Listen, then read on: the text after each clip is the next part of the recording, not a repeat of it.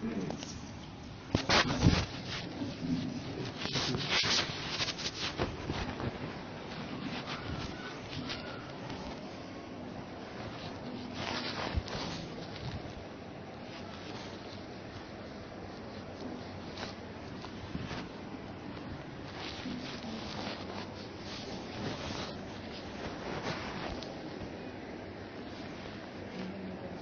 علیکم ورحمۃ اللہ وبرکاتہ۔ ان الحمد للہ نحمده ونستعینه ونستغفره ونعوذ باللہ من شرور انفسنا ومن سیئات اعمالنا من يهده الله فلا مضل له ومن يضلل فلا هادي له واشهد ان لا اله الا الله وحده لا شريك له وأشهد أن محمدا عبده ورسوله أما بعد فإن خير الحديث كتاب الله وخير الهدي هدي محمد صلى الله عليه وسلم وشر الأمور محدثاتها وكل محدثة بدعة وكل بدعة ضلالة وكل ضلالة في النار۔ أعوذ بالله من الشيطان الرجيم، بسم الله الرحمن الرحيم۔ إن الله يأمركم ان تودوا الامانات الى اهلها۔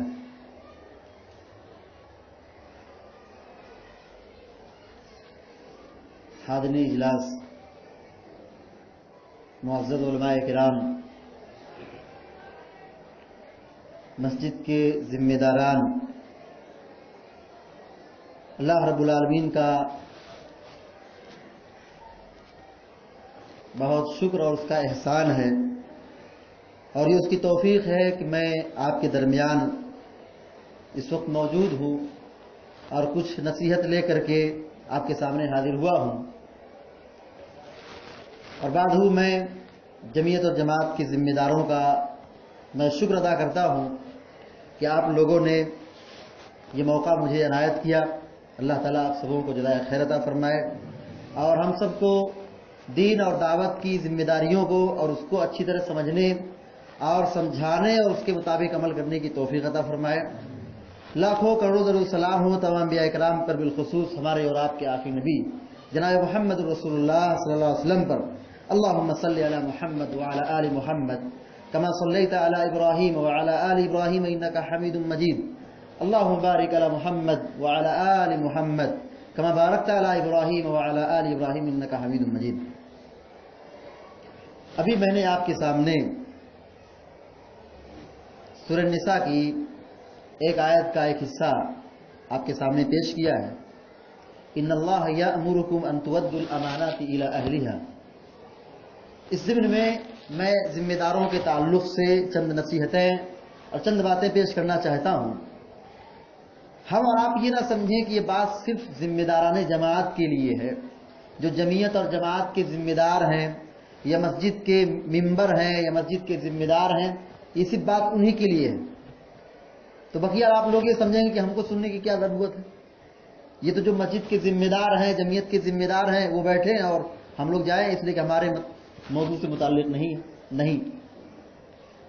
ہر آدمی ایک ذمہ دار ہے، ہر آدمی کہیں نہ کہیں وہ ذمہ دار ہے، اور اپنے مسئلے میں اور اپنی ذمہ داری میں کل قیامت اس بارے میں پوچھا جائے گا۔ چاہے نبی علیہ السلام نے فرمایا الا کلکم راع وکلکم مسئول عن رعیتہ، بخاری مسلم کی روایت۔ سن لو، کان کھول کر کے سن لو، ہر آدمی ذمہ دار ہے۔ ہماری جو گفتگو ہونے جا رہی ہے، جمعیت اور جماعت کے ذمہ داروں کو چند نصیحتیں اور دعوت و تبلیغ کے کام کو کرنے کے ذرائع اور مفید اسباب کیا ہیں، ہم اس موضوع پر گفتگو کریں گے۔ مگر ذمہ دار کی حیثیت سے صرف جمعیت اور جماعت ہی نہیں بلکہ پورا مسلمان اس موضوع میں شامل ہے۔ الا کلکم راع وکلکم مسئول عن رعیتہ، ہر آدمی ذمہ دار ہے اور ہر آدمی سے اس کی ذمہ داری کے متعلق پوچھا جائے گا۔ آپ اپنے گھر میں رہتے ہیں، آپ اپنے گھر کے ذمہ دار ہیں، آپ کی شادی ہو گئی ہے، اپنی بیوی کے ذمہ دار ہیں، آپ کے پاس بال بچے ہیں، بچوں کے ذمہ دار ہیں۔ آپ کو کوئی دیگر ذمہ داری دے دی گئی مسجد کی تو آپ مسجد کے ذمہ دار ہیں۔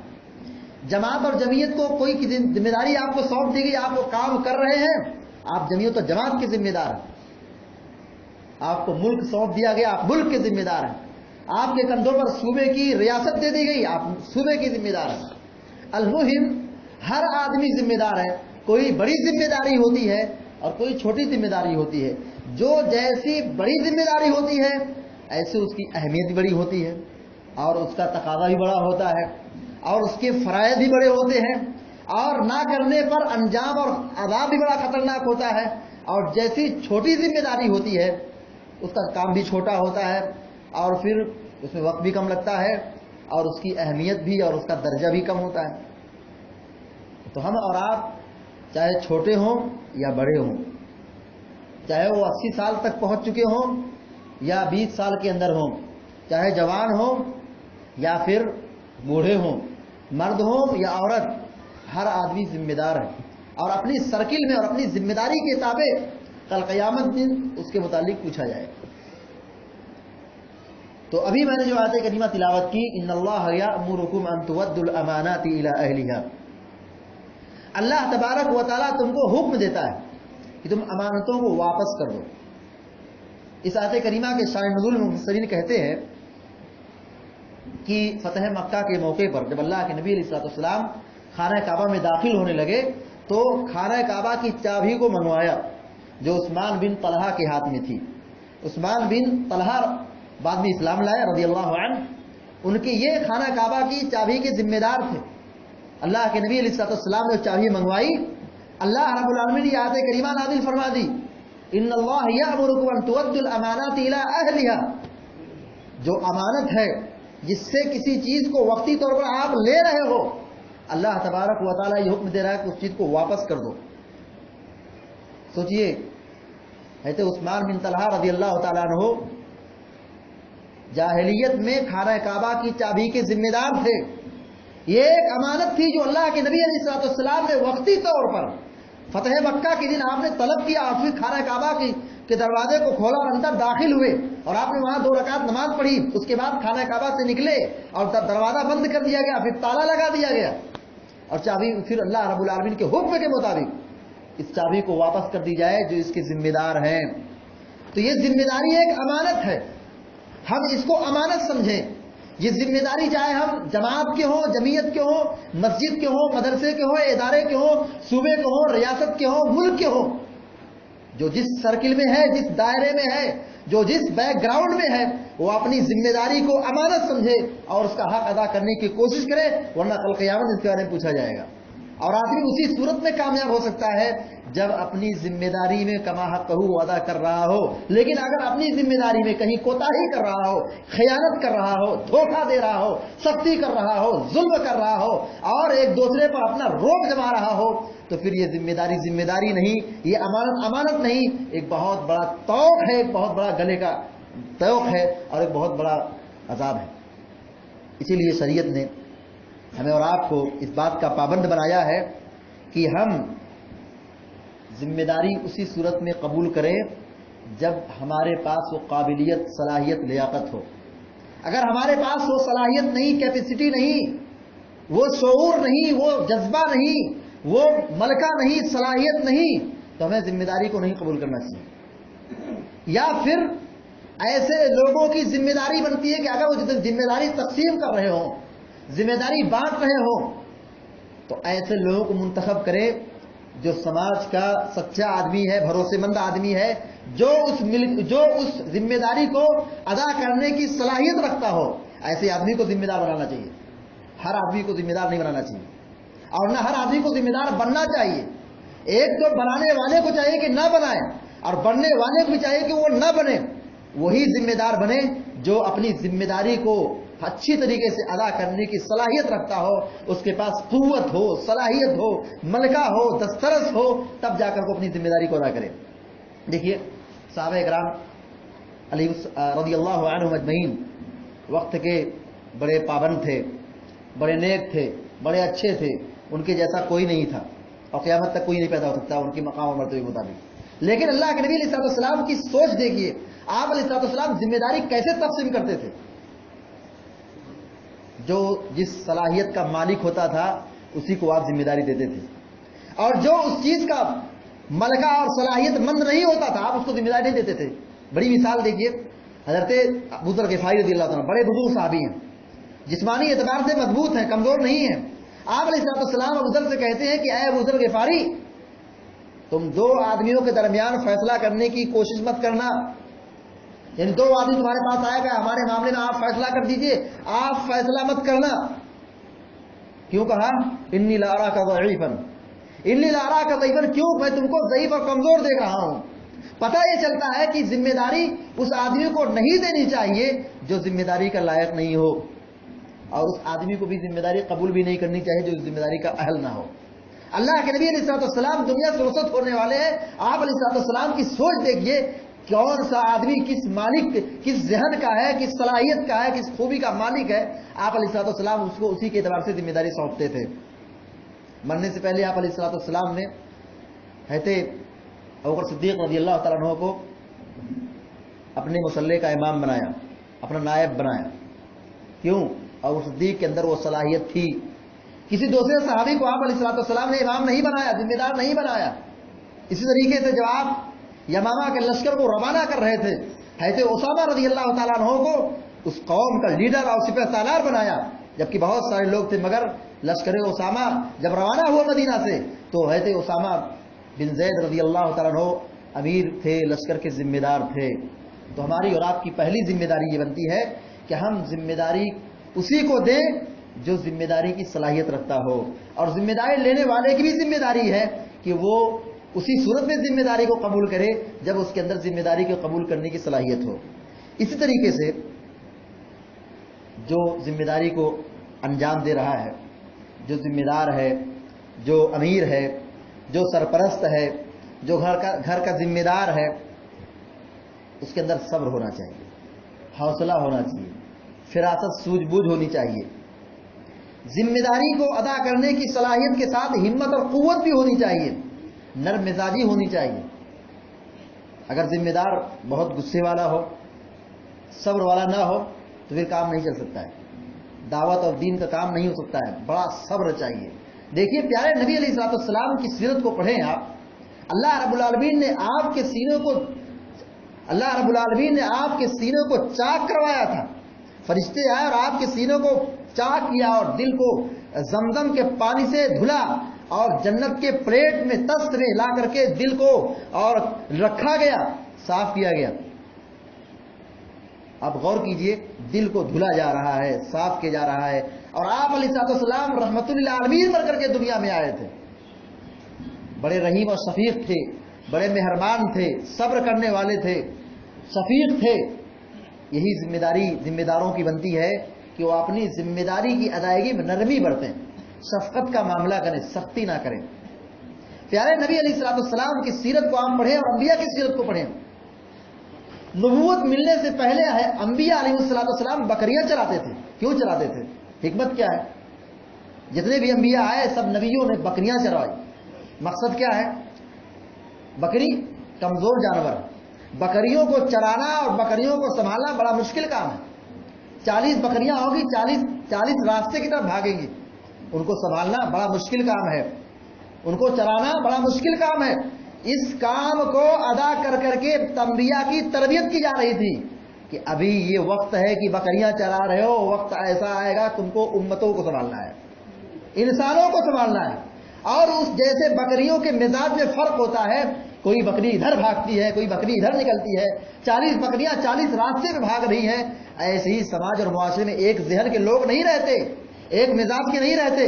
ایسے ذمہ دار کو اس کو صبر اور تحمل کے ذریعے سے، قوت برداشت کے ذریعے سے سب کو سنبھالنا پڑے گا، سب کو دیکھنا پڑے گا، سب کا خیال رکھنا پڑے گا، سب کے تقاضوں کو پورا کرنا پڑے گا، اس لیے کہ سارے لوگ ایک جیسے نہیں ہوتے۔ ذمہ دار کی ذمہ داری یہ بھی ہے کہ وہ اپنی ذمہ داری کو امانت سمجھے اور کل قیامت دن اس کے بارے میں جو پوچھا جائے گا اس احساس کو ملحوظ رکھے۔ ہم اور آپ ذمہ داری کو کیا سمجھتے ہیں؟ باعث فخر سمجھتے ہیں۔ ہم اور آپ ذمہ داری کو لینے میں کیا سمجھتے ہیں؟ فخر سمجھتے ہیں۔ یہ تو ہمارے شرف کی بات ہے، ہمارا نام فلاں ہے، اس کے سامنے لکھا جائے گا یہ صدر ہے، یہ سیکریٹری ہے، یہ ذمہ دار ہے، یہ فلاں اور فلاں ہے۔ یہ ذمہ دار اگر آدمی فخر کے طور پر اور اپنی شخصیت کے تعارف کے طور پر ذمہ داری کو سمجھتا ہے تو اپنی ذمہ داری میں وہ دھوکہ کھا رہا ہے۔ ذمہ داری یہ امانت ہے، اس کو امانت سمجھیں، اور اس امانت کے تعلق سے کل قیامت دن پوچھا جائے گا، اور اگر انسان اس ذمہ داری کو صحیح طور سے ادا نہیں کرتا ہے تو کل قیامت دن اس کے بارے میں پوچھا جائے گا۔ اور حدیثوں کے اندر فرمایا اللہ کے نبی علیہ الصلوۃ والسلام نے لِكُلِّ غَادٍ لِوَاءٌ مِنْ دَسْتِهِ يَوْمَ الْقِيَامَةِ، ہر آدمی کے سرین کے پاس ایک جھنڈا گاڑ دیا جائے گا جو اپنی قوم کو دھوکہ دیتا تھا۔ ذمہ دار تھا اپنے سماج کا، ذمہ دار تھا اپنی قوم کا، مگر وہ اپنی ذمہ داری کو صحیح طور سے نہیں ادا کرتا تھا، وہ خیانت کرتا تھا، ظلم کرتا تھا، ناانصافی کرتا تھا، اپنے عہدے کا غلط استعمال کرتا تھا۔ کل قیامت دن اس کے سرین کے پاس، اس کے پچھلے حصے کے پاس جھنڈا گاڑ دیا جائے، وہ یقال، اور یہ کہا جائے گا ہذہ غدرۃ لفلان، یہ فلاں کے دھوکے کی وجہ سے ہے، یہ فلاں کے ظلم کی وجہ سے ہے، یہ فلاں کی ذمہ داری کو ادا نہ کرنے کی بنیاد پر ہے۔ اسی طریقے سے عہدہ اور منصب سے ڈرنا چاہیے، عہدہ اور منصب کو مانگنا نہیں چاہیے۔ ہم کہیں کہ ہم کو ذمہ دار بنا دیا جائے، ہم یہ سوچیں کہ ہم کو ذمہ دار بننا چاہیے، غلط سوچ ہے۔ ذمہ داری مانگنی نہیں چاہیے۔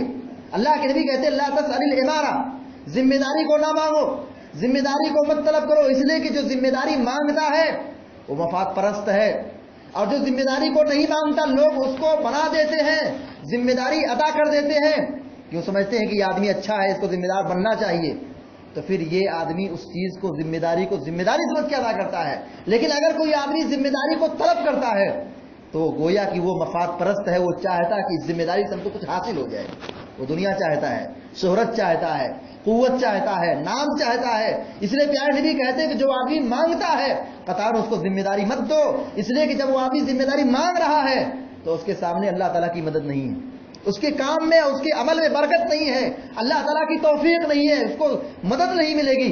لیکن اگر لوگ اس کو ذمہ داری دے رہے ہیں، وہ آدمی لوگ اس کو اچھا سمجھتے ہیں، نیک سمجھتے ہیں، ذمہ داری کا اہل سمجھتے ہیں، اور لوگ اس کو ذمہ داری دے رہے ہیں تو اس آدمی کو ذمہ داری قبول کر لینا چاہیے، اس کے ساتھ اللہ تعالیٰ کی مدد ہوگی۔ یہاں پہ ایک مسئلہ یہ بھی نکلتا ہے کہ اگر آپ سے لوگ کہتے ہیں، لوگ آپ سے متاثر ہیں، نہیں آپ ذمہ دار بنیے تو آپ کو ذمہ دار بن جانا چاہیے۔ ایسا نہیں کہ ہر آدمی کہ میں ذمہ دار نہیں بنوں گا، میں ذمہ دار نہیں بنوں گا، پھر ذمہ دار کون بنے گا؟ یہ جماعت اور جمعیت کا کام کیسے چلے گا؟ ایک طرف یہ کہا جا رہا ہے کہ ذمہ داری نہ مانگو، تو ہم نہیں مانگتے، ٹھیک ہے عمل ہے، ہم نہیں مانتے، لیکن اگر کوئی آپ کو اچھا سمجھ کر کے ذمہ داری دے رہا ہے، آپ اس کے لائق ہیں تبھی تو لوگ کہہ رہے ہیں، اور آپ کہیں کہ میں نہیں لوں گا، تو پھر آپ نہیں لیں گے تو پھر کون لے گا؟ آپ نہیں لو گے تو آپ سے برا آدمی یہاں آئے گا جماعت کے اندر، اور جماعت کے نظام کو درہم برہم کرے گا، اختلاف پیدا کرے گا، خیانت کرے گا، چوری کرے گا، آپس میں لڑائے گا۔ تو اللہ تعالیٰ کی توفیق ملتی ہے ایسے آدمی کو ذمہ داری کو قبول کر لینا چاہیے۔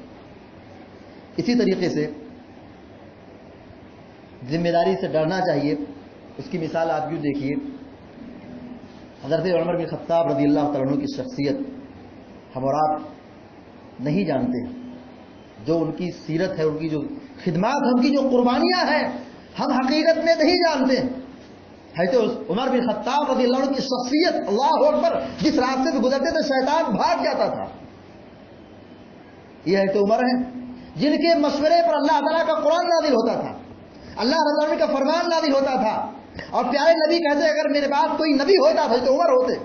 اتنی بڑی شخصیت، اتنی بڑی خدمات، ان کی اتنی قربانیاں، اتنی محنت۔ 10 سال تک انہوں نے خلافت سنبھالی تھی، 10 سال تک انہوں نے مدینہ اور اس کے اطراف کے ملکوں کو سنبھالا تھا۔ مدینہ ہی نہیں، یہ شام ہے، یہ عراق ہے، یہ بصرہ ہے، یہ کوفہ ہے، یہ مختلف آج جو ملک بنے ہوئے ہیں، کئی ممالک کے حضرت عمر بن خطاب ذمہ دار تھے۔ اور خوف کیسا تھا، ڈر کیسا تھا، اللہ اکبر۔ جب مرض الموت میں مبتلا ہوئے اور ایک مجوسی غلام ابو لولو فیروز نے آپ کو خنجر مار دیا تھا اور آپ کا پیٹ پھٹ گیا تھا، سوراخ ہو گیا تھا، اس دوران بہت سارے لوگ آتے تھے عیادت کرنے کے لیے، تو کچھ لوگ کہتے تھے حضرت عمر کی شان ہی کیا ہے، ان کا مقام کیا ہے، ان کی فضیلت کیا ہے، ان کی قربانیاں کیا ہے، انہوں نے 10 سال تک اسلامی حکومت کو سنبھالا تھا اور وہ قائدانہ رول ادا کیا تھا، مثالی قربانی ہے، مثالی آدمی تھے، عدل انصاف کے ماہر تھے، عدل انصاف کرنے والے تھے۔ حضرت عمر بن خطاب رضی اللہ عنہ کہتے تھے बशारत मुझे मत दो, खुशखबरी मत सुनाओ। अगर कल क़यामत दिन ये कहा जाए, आए उमर तुमने दुनिया के अंदर जो भी कुछ किया है न उसका कोई सजा है न कोई जजा है, तो उमर कहते मैं कामयाब हो गया। यानी अल्लाह तबारक व तआला कल ये क़यामत दिन ये कह दे कि आए उमर तुमने 10 साल तक इस्लामी हुकूमत को संभाला है, क़यादत को संभाला है, जिम्मेदारी को संभाला है, अमानत को सही तौर पे अदा किया है, मगर तुमको ना उसकी कोई सजा मिलेगी न उसका कोई सवाब मिलेगा। है तो उमर कहते हैं कि मैं कामयाब हो गया। अगर मेरे बारे में ये फैसला कर दिया जाए है तो उमर की मेहनतों का कोई ना सिला मिलने वाला है न कोई सजा और अदाब मिलने वाला है, तो है तो उमर कहते हैं मैं समझा कि मैं कामयाब हो गया। इसी तरीके से जब बूढ़े हो गए और खिलाफत रोज बरोज बढ़ती चली गई तो कहते थे अब मेरी हुकूमत यहाँ तक पहुँच चुकी है, उतनी दूर तक पहुँच चुकी है, अगर अगर कोई खच्चर इराक के रास्ते पे चलते हुए जहां तक मेरी पहुंच नहीं है, जहां तक मैं नहीं पहुंच सकता हूं, कमजोरी है, अगर वहां का कोई खच्चर रास्ते से ठोकर खा करके कहीं खड्डा हो, कहीं गड़ा हो और वो ठोकर खा के नीचे गिर जाए, उसको तकलीफ पहुंच जाए, उसको चोट आ जाए, तो मुझे डर है कहीं अल्लाह ताला मेरा मुआखजा न ले, कहीं अल्लाह ताला मुझको पकड़ न ले। है तो उमर बिन खत्ताब ये हुकूमत से, जिम्मेदारी से इतना खौफ खाते थे कि इराक में अगर कोई खच्चर गिर जाए जो जानवर है, अगर उसका पैर टूट जाता है या मोच खा जाता है या उसको कहीं जख्म आ जाता है, मुझे डर है कि मुझे अल्लाह ताला के यहाँ जवाब देना पड़ेगा।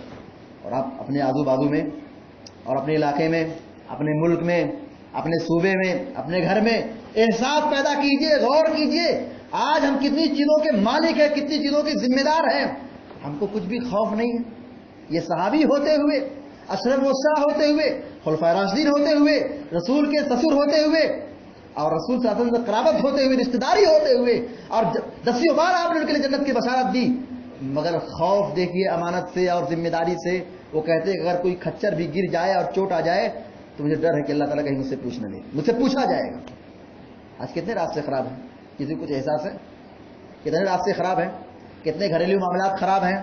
बाप भी जिम्मेदार है, घर के अंदर क्या मामलात हैं, मस्जिद का जिम्मेदार है, क्या मस्जिद में खराबी है, जमात और जमीयत में क्या निज़ाम है, क्या खराबी है, क्या जिम्मेदारी है, हम और आपको अंदाजा और एहसास लगाने की जरूरत है।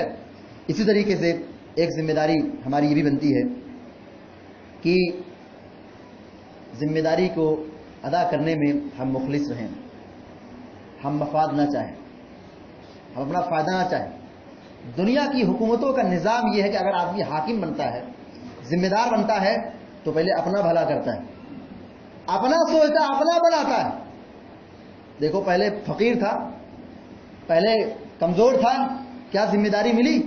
करोड़ों का मालिक बन गया, क्या उसके पास इंतजाम हो गया, क्या सहूलियात हो गई, क्या उसके सामने वसाइल हो गए? हुकूमत से पहले, जिम्मेदारी से पहले उसकी क्या हैसियत थी? दुनिया की निगाहों में था, मगर क्या उसको कुर्सी और मनसब मिला? मनसब के मिलने के बाद आदमी अपना पेट पाल रहा है, अपना भला कर रहा है।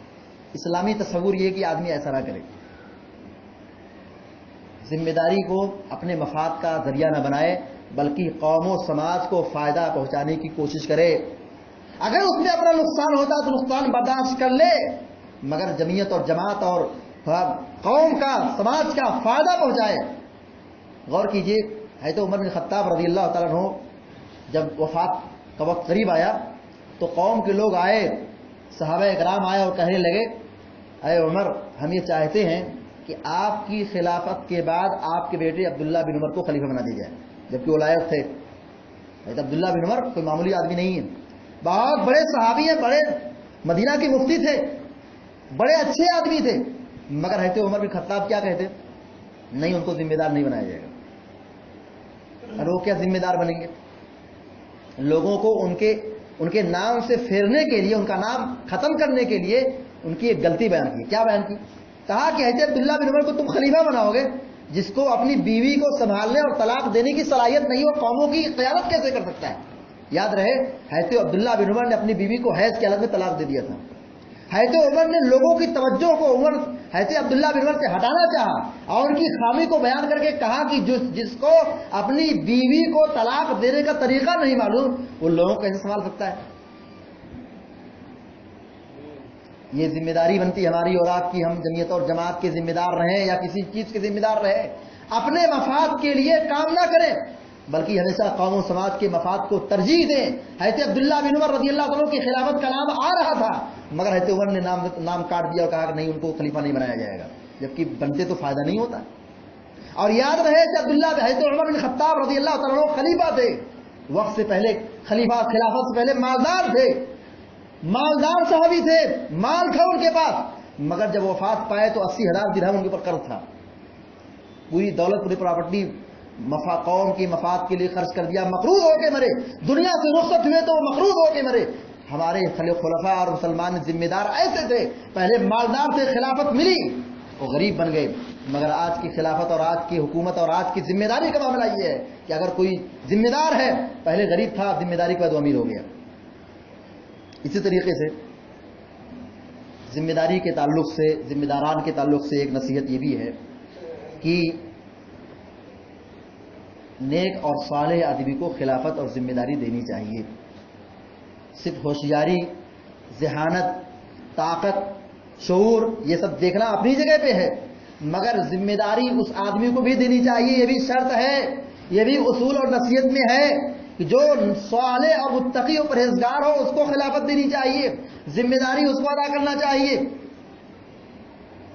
کیونکہ وہ جب ذمہ دار نیک ہوگا، اس نیک ہونے کا اثر سماج پر پڑتا ہے۔ جب آدمی برا ہو، جب آدمی چور ہو، خائن ہو، غبن کرنے والا ہو، دھوکہ دینے والا ہو، بے نمازی ہو، بے غیرت ہو، بے حیا ہو، بدزبان ہو، تو پھر ظاہر سی بات ہے جب جیسا امیر ہوگا، جیسا ذمہ دار ہوگا، اس کے ڈھرے اس کے راستے پر لوگ چلیں گے، ہمارا امام ہے، ہمارا قائد ہے، ایسا ہے، تو صاحب بھی رہیں گے۔ تو قوم کا ذمہ دار ایسا آدمی ہو جو نیک ہو، صالح، متقی و پرہیزگار ہو۔ دیکھیے حضرت عمر بن عبدالعزیز رحمۃ اللہ علیہ کا نام آپ نے بارہا سنا ہوگا۔ عمر بن عبدالعزیز رحمۃ اللہ علیہ کو 5واں خلیفہ راشد کہا جاتا ہے۔ حضرت عمر، حضرت ابوبکر صدیق، حضرت عمر فاروق، حضرت عثمان غنی، حضرت علی بن ابی طالب، اور پھر 5ویں نمبر پر خلیفہ راشد میں حضرت عمر بن عبدالعزیز کا نام آتا ہے۔ ان کی خلافت کے تعلق سے آپ سیرت میں پڑھیں، ان سے پہلے جو خلیفہ تھے سلیمان بن عبد الملک، بڑے اچھے آدمی تھے۔ سلیمان بن عبد الملک بہت اچھے خلیفہ ہیں مسلمانوں کے۔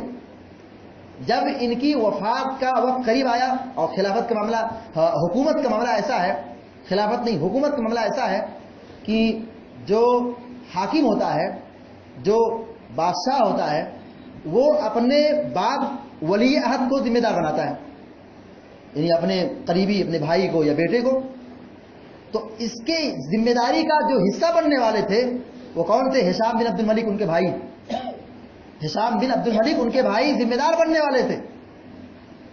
مگر ایک رجا بن حیوہ، ایک مشہور تابعی ہے، انہوں نے آ کر کے نصیحت کی، کہا کہ تم اپنے بھائی کو ذمہ دار نہ بنانا۔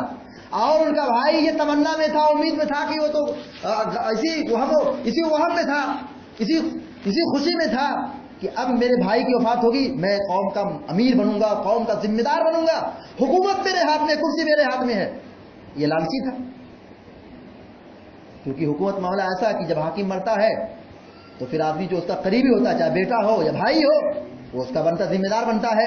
تو اس کی کرسی کو سنبھالنے والا ہشام بن عبد الملک تھے، مگر رجا بن حیوہ رحمہ اللہ آ کر کے نصیحت کرتے ہیں، سلیمان بن عبد الملک سے کہتے ہیں، دیکھو میں تم کو ایک نصیحت کرتا ہوں کہ مرنے سے پہلے یہ وصیت لکھوا لو کہ میرے بعد خلیفہ ایسے عمر بن عبدالعزیز رحمۃ اللہ علیہ ہوں گے، اس کو لکھ لیجیے آپ، اور لکھ کر کے اس کو چھپا دیجیے اور کہہ دیجیے کہ اس خط میں، اس رقعہ میں جو لکھا اسی کے مطابق خلیفہ بنیں گے۔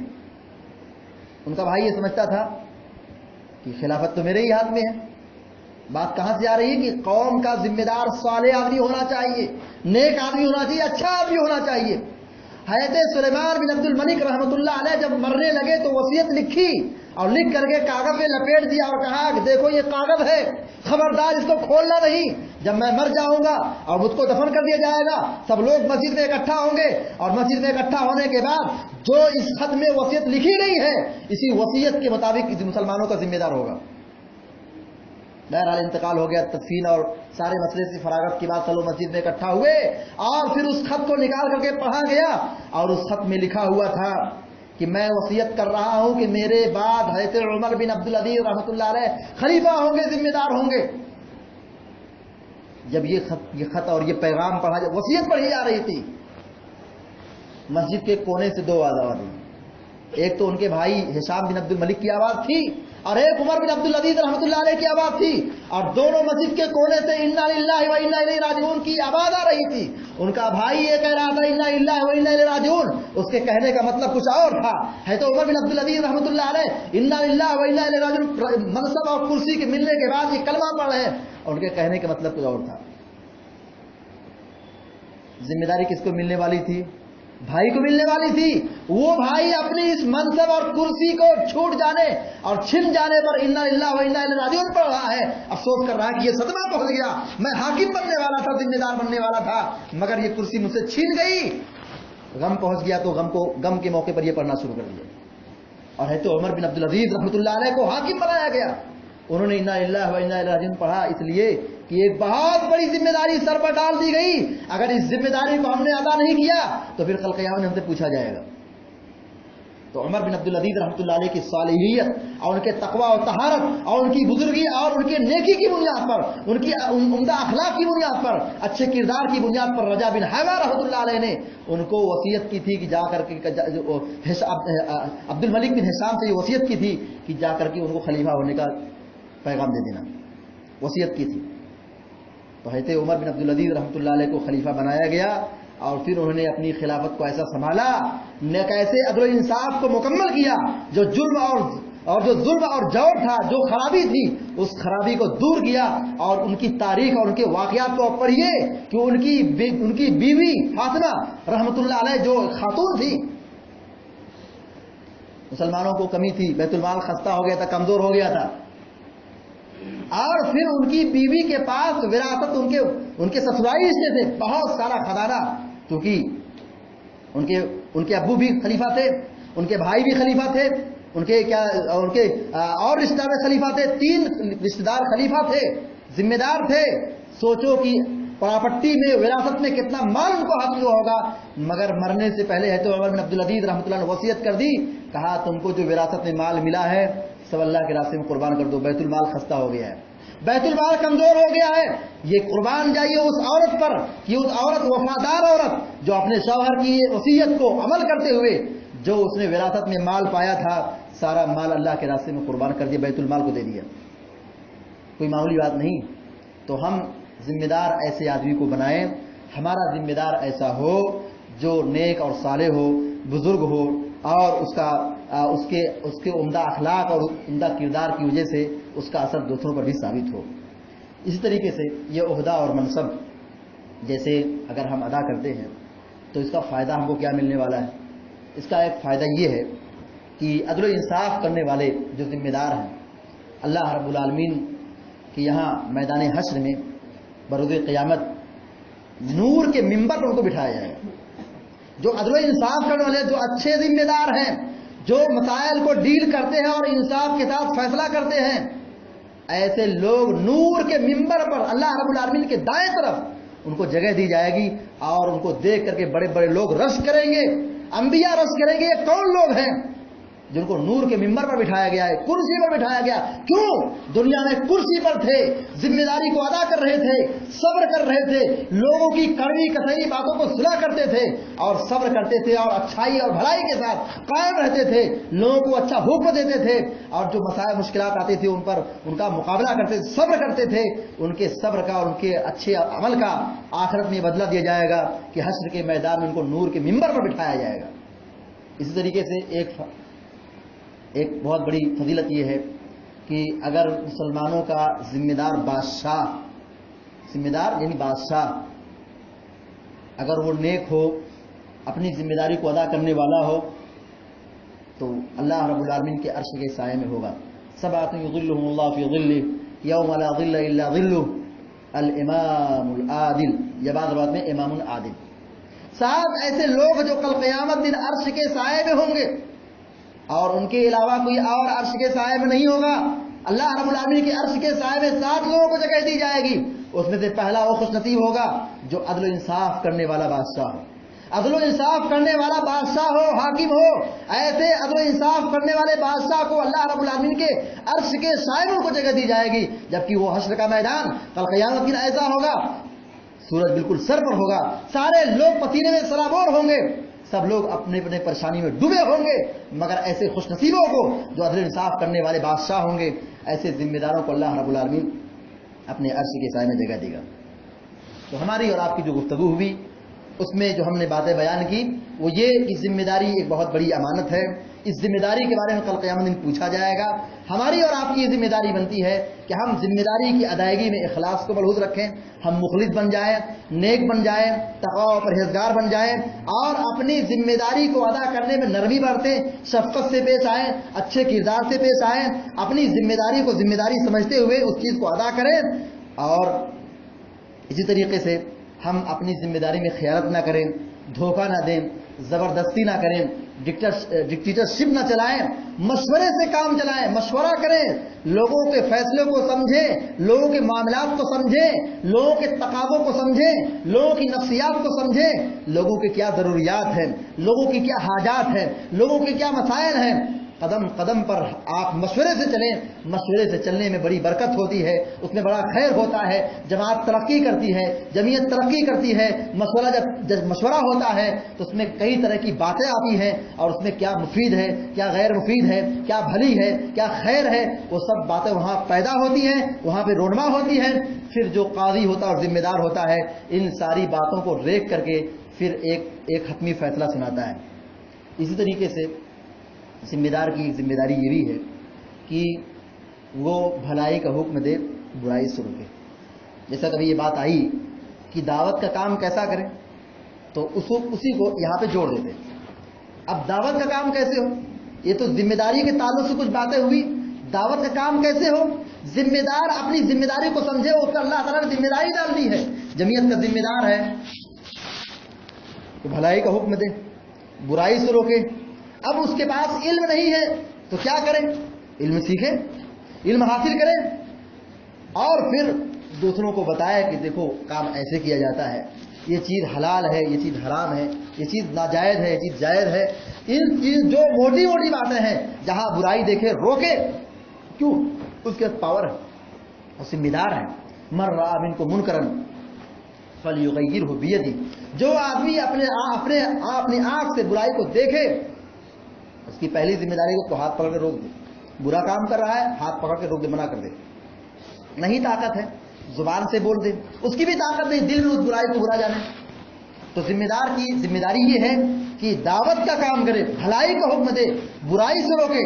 اور میں کہتا ہوں کہ دعوت کا کام سب سے بڑا جو ہونا چاہیے وہ کیا ہے، جمعہ کے خطبات ہے۔ ہمارا دعوتی پلیٹ فارم سب سے بڑا کیا، ہمارا سب سے بڑا میڈیا کیا ہے، یہی ممبر ہے۔ اس ممبر سے آپ بہت کچھ کر سکتے ہیں۔ آپ تاریخ پڑھیے، واقعات پڑھیے، قوموں کی ترقی میں، قوموں کی اصلاح میں بڑی بڑی کانفرنسیں کام نہیں آتی ہیں، یہ لمبی چوڑی تقریریں کام نہیں آتی ہیں، یہ بڑے بڑے پروگرامز کام نہیں آتے جہاں پہ لاکھوں روپیہ خرچ کیا جاتا ہے۔ یہ جمعہ کا خطبہ ہمارا سب سے بڑا میڈیا ہے، مگر افسوس کے ساتھ کہنا پڑتا ہے، برا نہ لگے، مسلمانوں کی سب سے بڑی بدتمیزی کیا ہے، اس ممبر کو ہم نے کیا بنایا ہے، یہاں پہ اردو میں تقریر نہیں ہونی چاہیے، خطبہ یہاں نہیں ہونا چاہیے، خطبے کے لیے دوسری جگہ ہونی چاہیے۔ ہم نے ممبر کے مقام کو ہٹا کر کے نیچے کر دیا۔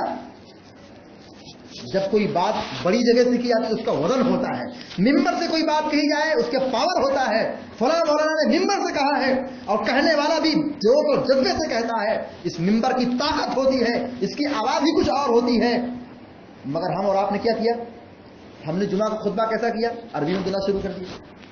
اور دوسری برائی ہم نے کیا شروع کی، کہا مساجد میں خواتین کو کوئی حصہ نہیں ہے، تو بولو ہندوستان میں بگاڑ نہیں آئے گا، طلاق ثلاثہ جیسے مسائل نہیں پیدا ہوں گے، بے دینی نہیں پیدا ہوگی تو اور کیا ہو سکتی ہے۔ مسلمان اور ذمہ دار اس کو کان کھول کے سن لے، دعوت کا سب سے بڑا کردار یہ ممبر ہے۔ اس جمعہ کے خطبے کے ذریعے سے خواتین کو بھی پیغام پہنچتا ہے، ذمہ دار کو پیغام پہنچتا ہے، امام کے ذریعے، امام اور خطیب کے خطبے کے ذریعے سے قوم اور سماج کے ایک ہفتے کی انرجی، ایمانی پاور، ایمانی قوت پہنچتی ہے۔ ایک ہفتے بھر کا ایک پورا ایک کورس ہے۔ تو تو ہم نے منبر کے خطبے کو عربی ہی میں رکھ دیا، قوم نہیں سمجھتی ہے، تو یہ نوجوان جاہل رہے، کچھ نہیں جانتے، پوچھو ایمان کے ارکان کیا نہیں جانتے، اسلام کی بنیادی تعلیمات کیا نہیں جانتے، اللہ کہاں ہے نہیں جانتے. ایسا کیوں؟ یہ گمراہیاں کیوں ہے؟ اس گمراہی کی سب سے بڑی وجہ یہ ہے کہ ہم نے منبر کے مقام کو نہیں سمجھا، جمعے کے خطبے کی اہمیت کو نہیں سمجھا. ہم دعوت کا کام کیسے کریں؟ ہماری ذمہ داری کیا ہے؟ ذمہ دار کی ذمہ داری کیا ہے؟ ہم دعوت کا پلیٹ فارم مضبوط بنائیں اس منبر کے ذریعے سے، اور خواتین کو بھی پیغام دیں کہ مسجد میں وہ آئے. صحابیات اور نبی علیہ السلام کے زمانے کے بعد بھی اور آج بھی اس ملک ہندوستان میں اور دیگر ممالک میں بھی مسجد میں عورتوں کا سپریٹ انتظام رہتا ہے. میں گزارش کروں گا کہ اس کا انتظام ہونا چاہیے. یہ جو تصور پیدا ہو رہا ہے ذہن و دماغ میں، نہیں ہے عورتوں کا حصہ مسجد میں نہیں ہے، دقیانوسیت نوصیت ہے. یہ دین اور شریعت کو نہ سمجھنے اور جہالت برتنے کا یہ نتیجہ ہے. نبی علیہ السلام کے زمانے میں، صحابہ کے زمانے میں، تابعین کے زمانے میں اور آج تک مسجدوں میں عورتیں آتی ہیں تو فتنہ نہیں ہوتا ہے. یہی عورت جا کے الیکشن لڑے تو جائز ہے، فتویٰ ہے. یہی عورت جا کے مارکیٹ کرے تو جا سکتی ہے، یہاں فتنہ نہیں ہے. یہی عورت یہاں سے نکلے بازار پہ جائے وہاں فتنہ نہیں ہے. یہی عورت بے پردگی ہو کر کے باہر نکلے تو یہ فتنہ نہیں ہے. یہی عورت اگر اللہ کے گھر میں اللہ کی بندگی کے لیے آئے، ہم اور آپ کیا منع کرتے ہیں؟ نہیں، عورت کا مسجد میں جانا فتنے کا باعث. بازار سے جانے سے کیوں نہیں روکتے؟ کوئی فتویٰ آیا کہ عورت مارکیٹ نہیں کرنی چاہیے؟ کوئی فتویٰ ہے؟ کسی کا فتویٰ آیا یہاں پہ؟ مخلوط تعلیم ناجائز ہے، حرام ہے. جہاں لڑکے اور لڑکی ایک ساتھ بغیر حجاب بغیر پردے کے بیٹھتے ہیں اور پڑھتے ہیں، امتحان دیتے ہیں، تعلیم حاصل کرتے ہیں، یہ جائز ہے؟ یہ فتویٰ تو نہیں آیا. یہ فتنہ نہیں ہے؟ لڑکیاں لڑکوں کے ساتھ بھاگ جاتی ہیں، فتنہ نہیں ہے؟ ہماری نگاہوں کے سامنے یہ سب نہیں ہے، مگر کسی کو فتویٰ آیا. مگر یہ فتویٰ کہاں سے آیا کہ عورتوں کا مسجد میں آنا منع ہے؟ بہرحال ہماری اور آپ کی ایک ذمہ داری یہ بنتی ہے کہ اس منبر کی طاقت کو ہم سمجھیں. اس جمعے کے خطبے کے ذریعے سے ہم دعوت اور تبلیغ کا بہت بڑا کام کر سکتے ہیں، اور سماج کی اصلاح اور تربیت میں یہ جمعہ کے خطبات بڑے مؤثر اور بڑا کردار ادا کرتے ہیں. ہم رب العالمین سے یہ دعا کرتے ہیں کہ اللہ رب العالمین ہم سب کو حق بات کہنے اور سمجھنے اور سمجھانے کی توفیق عطا فرمائے. رب العالمین اس علاقے میں بارش نہیں ہو رہی ہے، اللہ تعالیٰ اپنے فضل و کرم سے اس علاقے کو سب شاداب بنا دے اور ان کو بارش کی نعمت سے مالا مال کر دے. ہمیں جو مریض اللہ تعالیٰ ان کی بیماری کو دور فرما دے. رب العالمین تو ہماری دعاؤں کو قبول کر لے، ہماری قربانیوں کو قبول فرما لے، ہماری دعاؤں کو تو قبول کر لے. جو پریشان ہیں اللہ تعالیٰ ان کی پریشانی کو دور فرمائے. اللہ رب العالمین ہمیں جو ہم سب کو کہنے اور سننے زیادہ تو ہم کو عمل کرنے کی توفیق عطا فرمائے. آمین یا رب العالمین. اقول قولی ھذا واستغفر الله لي ولكم لسائر المسلمين فاستغفروه انه هو الغفور الرحيم. وصلى الله على نبينا محمد وعلى اله وصحبه اجمعين. والسلام عليكم ورحمة الله وبركاته. السلام علیکم ورحمۃ اللہ وبرکاتہ.